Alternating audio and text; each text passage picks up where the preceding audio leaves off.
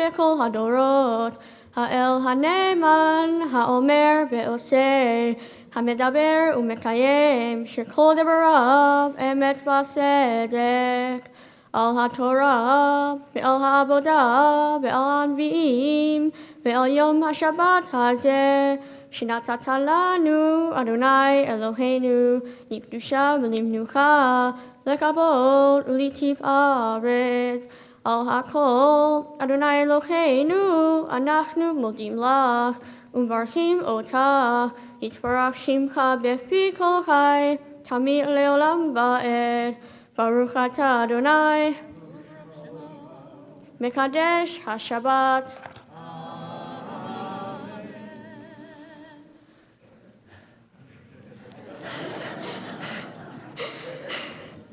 Shabbat Shalom.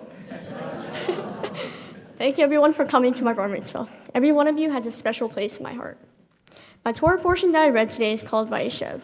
Vayeshev is about Joseph, his dad, and his brothers.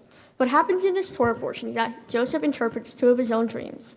The first dream he had was about himself and his brothers picking sheaves of grain. But all of a sudden Joseph's sheaf stood upright while all of his brothers' sheaves knelt down and bowed toward his. The second dream Joseph had was with the sun, the moon, and 11 stars that bowed down to him. At this point, Joseph's brothers were furious. They were furious because both dreams showed that Joseph was ruling over them. So Joseph's brothers took Joseph's coat and threw Joseph down a well. They later took the coat and soaked it in sheep's blood and brought it to their father, who at the time favored Joseph the most. The brothers told their father that Joseph had died and backed it up with evidence, such as the coat.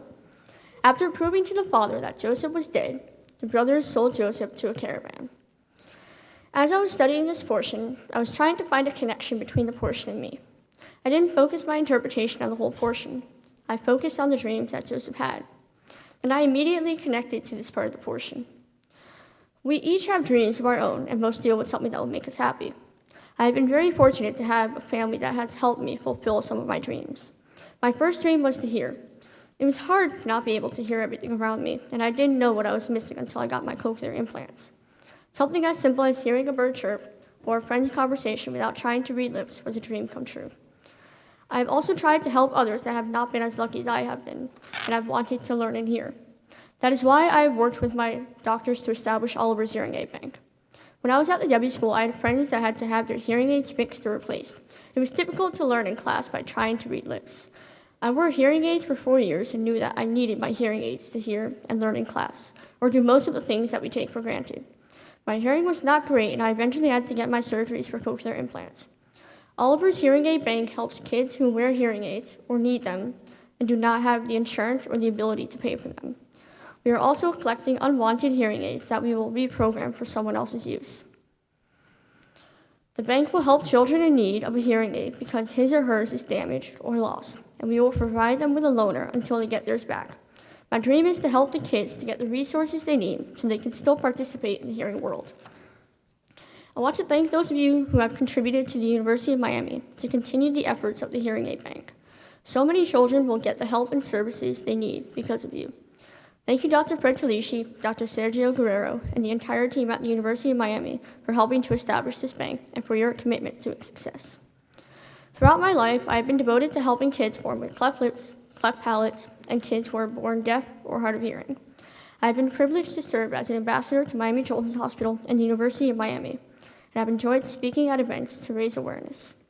I was given the opportunity to speak before the Florida legislature in support of legislation that would help many kids throughout Florida who are deaf or hard of hearing get the auditory oral education they need,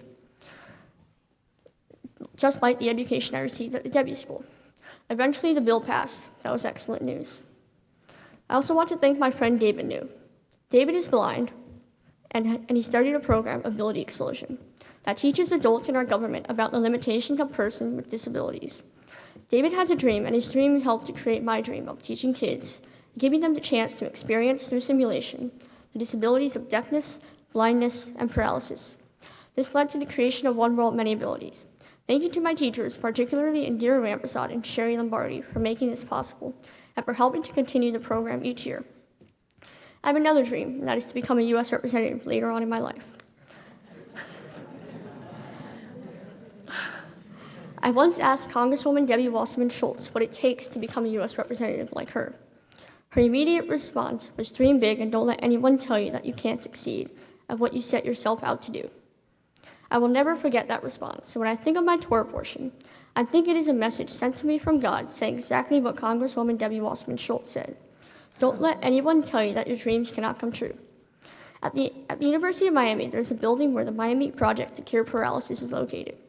Around the Great Fountain is a quotation from Christopher Reeve, who became paralyzed after he fell from a horse. I was a patient at the University of Miami. He was an actor who played Superman and helped many kids with spinal cord injuries after his accident. His quote on the fountain says, "So many of our dreams at first seem impossible. Then they seem improbable. But when we summon the will, they soon become inevitable." May each of your dreams, no matter how big or small, come true. I also want to acknowledge a person who was never able to have dreams. His name was Peter Rebez, and he died in the Holocaust at Auschwitz at the age of 12. I am sharing my Bar Mitzvah ceremony with him since he was not able to have a Bar Mitzvah ceremony of his own. My grandfather, Erwin Stern, and my grandmothers, Faye Stern and Geraldine Stern, lost many of their family in the Holocaust. It is up to each of us to make sure that we never forget what was done to so many of the Jewish people so that it never happens again.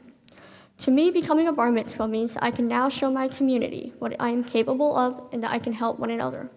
I also get a stronger connection with God since I know that I can read from the Torah and I can lead a service. There are many special people I'd like to thank. First, I'd like to thank all the doctors in my life that have helped me so much. I'd like to thank Dr. Fred Talishi for performing my cochlear implant surgeries and for giving me an opportunity to participate in the hearing world. I would like to thank Dr. Mislin Bauer, Dr. Christian Bauer, and Dr. Anthony Wolf for being one of my first friends and for fixing my cleft lip and palate. I would also like to thank Dr. Chad Perlin for giving me opportunities to speak to the community about important issues dealing with craniofacial anomalies. Thank you, Julie Cummings and Kathy Bricker, my wonderful speech therapists and friends, for helping me learn how to speak correctly. I also want to thank my Hebrew teachers, especially Leora Ramadi. Hey. Thank you for your patience and for being so much fun to be around. One thing I will never forget is we would always start a meeting with a joke and always end it with a joke. And we only had like 10 minutes for each meeting to actually work. Love you.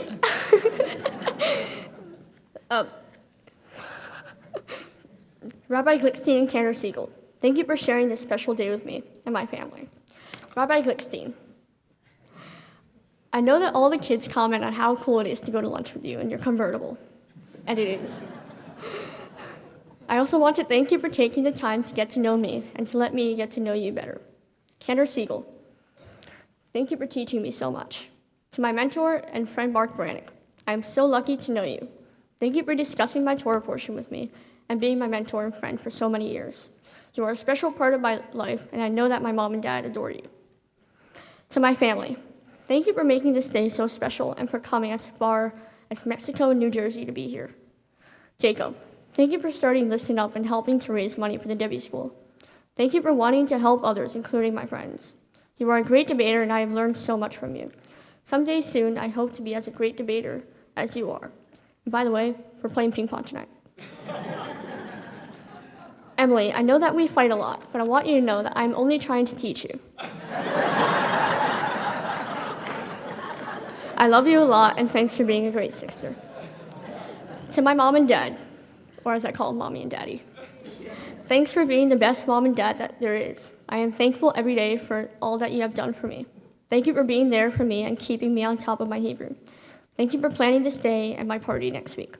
Thank you, everyone, for being here and for sharing this day with me and my family.